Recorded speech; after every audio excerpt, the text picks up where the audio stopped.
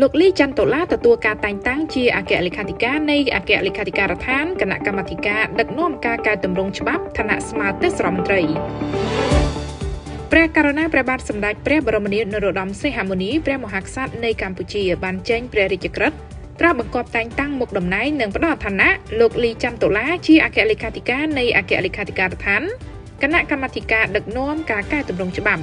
មានឋានៈស្មើទេសរដ្ឋមន្ត្រីនៅថ្ងៃទី24ខែធ្នូឆ្នាំ2024ក្នុងព្រះរាជក្រឹត្យជាមួយគ្នានេះដែរព្រះមហាក្សត្រក៏បានត្រាស់បង្គាប់តែងតាំងលោកប៉ែនប៊ុនយាជាអគ្គលេខាធិការរងមានឋានៈស្មើរដ្ឋលេខាធិការ